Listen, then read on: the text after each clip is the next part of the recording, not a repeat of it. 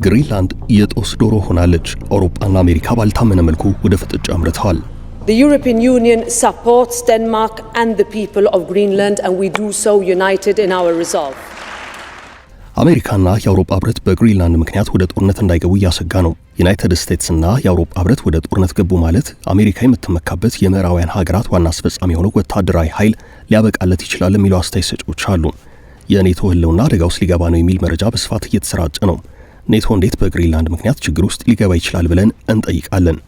ኔቶ የሰሜን አትላንቲክ ጦር ቃል ኪዳን ድርጅት ተብሎ የሚጠራው የተቋቋመው ደግሞ በፈረንጆቹ 1949 ነው።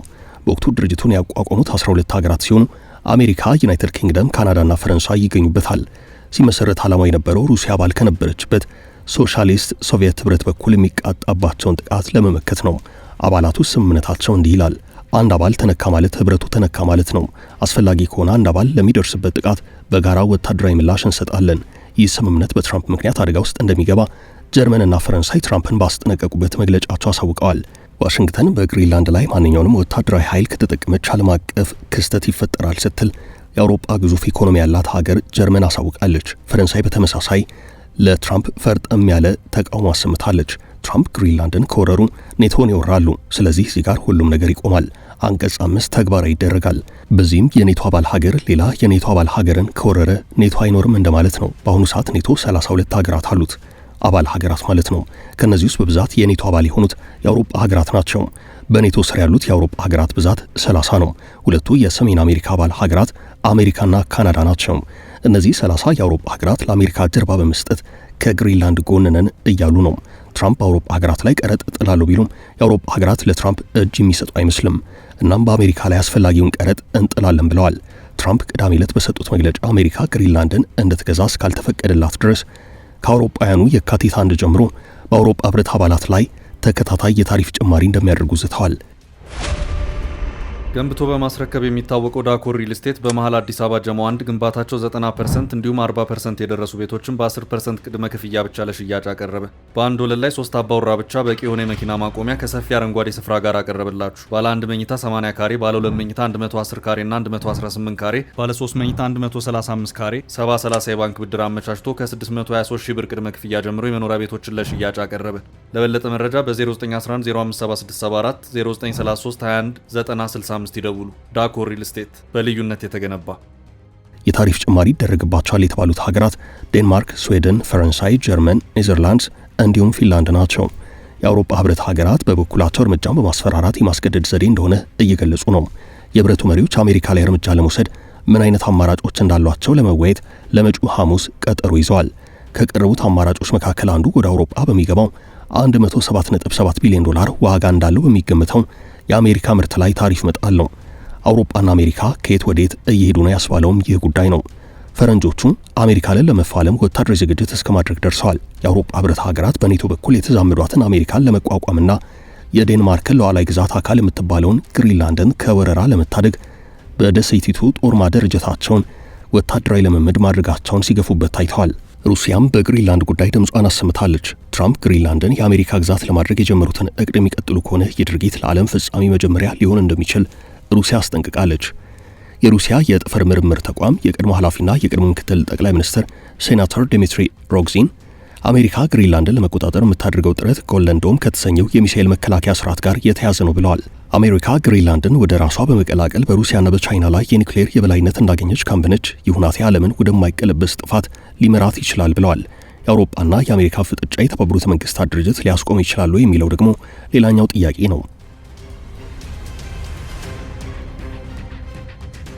የመንግስታቱ ማህበር በሁለተኛ ዓለም ጦርነት ማግስት የተካው የተባበሩት መንግስታት ድርጅት ከተመሰረተ ከ50 ዓመታት በኋላ የዓለም ህግና ስርዓት አደጋ አጋጥሞታል የሚል ከባድ አስተያየት እየተሰጠ ነው። አሜሪካ በተናጠል በቬንዙዌላ ላይ ያካሄደችው ወረራና ፕሬዚደንት ኒኮላስ ማዱሮን አግቶ የመውሰድ ዘመቻ ዓለምን አስደንግጦ መሰንበቱ ሳያንስ የትራምፕ መንግስት ከ60 በላይ የተመድ ድርጅቶችንና ፕሮግራሞችን አባልነት አሜሪካ እንድትወጣ ማድረጉን አሳውቋል። ዩክሬን በሩሲያ ስትወረር አንዳችም ነገር አልፈየደም የሚባለው ተመድ ከዚያ ቀደምና በኋላ በተደጋጋሚ ባጋጠሙ ተመሳሳይ የሀገር ሉዓላዊነት ጥሰቶች የተነሳ ዓለም አቀፍ ስርዓት ማስፈን ተስኖታል ይባላል። ዓለም የጉልበተኞች መፈንጫ የሆነች ነው የሚል አሉታዊ ትችት በሚስተጋባበት በዚህ ወቅት እንደ አሜሪካ፣ ሩሲያና ቻይና ያሉ ልዕለ ሀያላን ሀገራት ብቻ ሳይሆኑ እንደ እስራኤል፣ ሳዑዲ አረቢያ፣ የተባበሩት አረብ ኤምሬቶችና ተርኪን የመሳሰሉ መለስተኛ ሀያላን ሀገራት በዓለም በየማዕዘኑ እንዳሻቸው የሚፈነጩበት ሁናቴ ተፈጥሯል። እስራኤል በጋዛ ፍልስጤማውያን ላይ ያደረሰችን ጉዳት የዓለም ስርዓት ማስቆም እንዳልቻለ ሁሉ ቀጠናዊ ሀያላን የሚባሉ ሌሎች ሀገራትም በየመንና በሱዳን እልቂት እጃቸውን አስገብተው እንዳሻቸው እየፈተፈቱ ነው። እነዚህ መለስተኛ ኃይላት ሚድል ፓወርስ እርስ በርስ የፈጠሩት ሽኩቻም ቀላል አይደለም። ሳዑዲ አረቢያ ከካታር፣ ከቱርክ፣ ከፓኪስታን፣ ከግብጽ ጋር ተባብራ የተባበሩት አረብ ኤሚሬቶችንና እስራኤልን ከነአጋሮቻቸው ለማዳከም ጥረት መጀመሯ፣ በየመን በሶማሊያና በሊቢያ ደግሞ ከሰሞኑ የተፈጸሙ ጥቃቶች የእነዚህ ማሳዮች ናቸው። የሀያላኑን የእርስ በርስ ግብግብ የሚገላግለውም ሆነ ደካማ የሚባሉ ሀገራትን ከጥቃት የሚጠብቀው ማን ነው የሚለውም ጥያቄ የሚነሳው እዚህ ጋር ነው። እናም ዓለም ከመቼውን ጊዜ በላይ የሶስተኛ ዓለም ጦርነት የመቀስቀስ ስጋት ውስጥ ትገኛለች። በዚህ ሰዓት እያንዳንዱ ነገር ተለዋዋጭ ሆኗል። ተመድ በአሁኑ ወቅት የተመሰረተበትን ዓላማ እያስፈጸመ አይደለም። ድምፅን በድምፅ የመሻር መብት ያላቸው ጥቂት ሀያላን ሀገራት ብቻ መሆናቸው ድርጅቱን አጣብቂኝ ውስጥ ከቶታል። በመላው ዓለም ብዙ ግፍ ሲፈጸምና ዓለም አቀፍ ሕግ ሲጣስ ማስቆም አልቻለም። የእስራኤልና የፍልስጤም ጉዳይ አሰቃቂ ሰብአዊ ቀውስ ሲፈጥር ድርጅቱ ምንም አልፈየደም። ለዩክሬንና ለሩሲያ ችግርም እልባት አልሰጠም። የትራምፕ አስተዳደር ደግሞ ልክ እንደ አዲስ በሰሜንና በደቡብ አሜሪካ ቀጠና የአሜሪካን ልዕለ ሀያልነት ዳግም ማስፈን የሚል የተናጠል ፖሊሲ እያራመደ ነው። ለመሆኑ ለትራምፕ አነጋጋሪ እርምጃ የተመድ ዋና ጸሐፊ ምን ምላሽ ሰጡ የሚለውን እንመልከት። የተባበሩት መንግስታት ድርጅት ዋና ጸሐፊ አንቶኒዮ ጉተሬዥ አሜሪካ ያለምንም ተጠያቂነት እየተንቀሳቀሰች ነው፣ ኃይሏም ከዓለም አቀፍ ሕግ የበለጠ ዋጋ እንዳለው ታምናለች ሲሉ ለቢቢሲ ተናግረዋል። ዋና ጸሐፊው ከቢቢሲ ሬዲዮ ፎር ቱዴይ ፕሮግራም ጋር በነበራቸው ቆይታ አሜሪካ የባለ ብዙ ወገን መፍትሄዎች ጥቅም አልባ ናቸው የሚል ግልጽ ድምዳሜ ይዛለች ሲሉ ተችተዋል። በአሁኑ ወቅት ያለው የዋሽንግተን ፖሊሲ የአሜሪካን ኃይልና ተጽዕኖ መጠቀም፣ አልፎ አልፎ ደግሞ ዓለም አቀፍ ሕግጋትን ማክበር የሚል ነው ብለዋል። ጉተሬዥ ይህንን አስተያየት የሰጡት አሜሪካ ቬንዙዌላ ውስጥ ባካሄደችው ዘመቻ የቀድሞውን ፕሬዚደንት ኒኮላስ ማዱሮን ከያዘች ከሳምንታት በኋላ እንዲሁም ዶናልድ ትራምፕ ግሪንላንድን ለመጠቅለል ደጋግመው እየዛቱ ባለበት ወቅት ነው። የተባበሩት መንግስታት ድርጅት የምስረታ መርሆች በአሁኑ ሰዓት አደጋ ላይ መሆናቸውን እንደሚያምኑ ጉተሬዥ ተናግረዋል። ትራምፕ የዴንማርክን የራስ ግዛት ለመጠቅለል ወታደራዊ ኃይል ጭምር ሊጠቀሙ እንደሚችሉ መግለጻቸውን ተከትሎ ግሪንላንድን ማስፈራራታቸውን እንዲያቆሙ ጀርመንና ፈረንሳይ ጠይቀዋል። የግሪንላንድ ጠቅላይ ሚኒስትር ሙቴ ኤጌዲ ከዴንማርክ ነጻ ለመሆን እየሰሩ ቢሆንም ግዛቷ እንደማትሸጥ በግልጽ ተናግረዋል። ግሪንላንድ ከቀዝቃዛው ጦርነት ጀምሮ የዩናይትድ ስቴትስ ራዳር ማዕከል ሆና የቆየች ሲሆን ለዋሽንግተን ወሳኝ ጠቀሜታ አላት። በየቦታው የሚገኙትን የቻይናና የሩሲያ መርከቦችን ለመከታተል ለሚደረገው ወታደራዊ ጥረት ደሴቲቱ ጠቀሜታዋ የጎላ ነው። ነጻውን ዓለም ስለመጠበቅ ነው የማወራው ሲሉ ትራምፕ በአንድ ወቅት ለጋዜጠኞች አብራርተው ነበረም። ትራምፕ ግሪንላንድን የፈለጓት አሁን አይደለም፣ ቆየት ብሏል። መጀመሪያ የፕሬዝደንትነት የስልጣን ዘመናቸው ሲጀማምር በ2019 ግሪንላንድን የመግዛት ፍላጎት እንዳላቸው ጠቁሙ። ቀጥሎ ደግሞ ደሴቲቱን ምጣኔ ሀብታዊም ሆነ ወታደራዊ ኃይልን ተጠቅሞ መቆጣጠር እንደሚሹ አሳወቁ።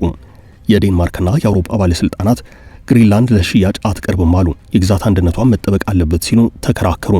80 በመቶ የሚሆነው ክፍሏ በበረዶ የተሸፈነው ነገር ግን ከፍተኛ ጥቅም ላይ ያልዋለ የማዕድን ሀብት ባላት ደሴት ላይ ሁለት የኔቶ አጋሮች የፈጠሩት ይህ ያልተለመደ ውዝግብ እንዴት ሊጠናቀቅ ይችላል የሚል ጥያቄ አለም።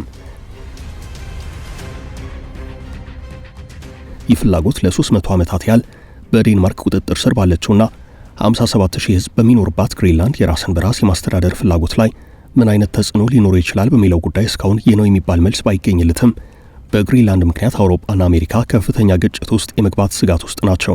እንደሚታወቀው ራስ ገዟ ግሪንላንድ የህዝብ ቁጥሯ 57000 ገደማ ነው። ኢኮኖሚያ በአብዛኛው በዴንማርክ ኮፐንሃገን በሚደረግ ድጎማ ላይ የተመሰረተ ነው። የዴንማርክ ግዛት አካል ናት። ባትሪዎችንና ከፍተኛ የቴክኖሎጂ መሳሪያዎችን ለማምረት አስፈላጊ የሆኑ ማዕድናት ይገኙባታል። ወርቅ፣ ፕላቲኒየም፣ ሊቲየም፣ ቲታኒየም እና ሌሎች ተፈላጊ ማዕድናት አሏት። እንደ ድንጋይ ከሰልና ዩራኒየም ያሉ የኃይል ማዕድናትም ይገኙባታል። አልማዝና ሩቢንን የመሳሰሉ የከበሩ ማዕድናትም አሏት። የአውሮፓ ህብረት ማንኛውንም ጥቃት ሊከላከል የሚችለው እንዴት እንደሆነ መገመት ግን አስቸጋሪ ነው። የራሱ የሆነ የመከላከል አቅም የሌለው ሲሆን ከ27ቱ የአውሮፓ ህብረት አባላት ውስጥ አብዛኞቹ የኔቶ አባላት ናቸው። እናም የግሪንላንድ ጉዳይ አሜሪካንንና ኔቶን ከመቼውን ጊዜ በላይ ፍጥጫ ውስጥ እንደሚከታቸው ነው እየተነገረ ያለው።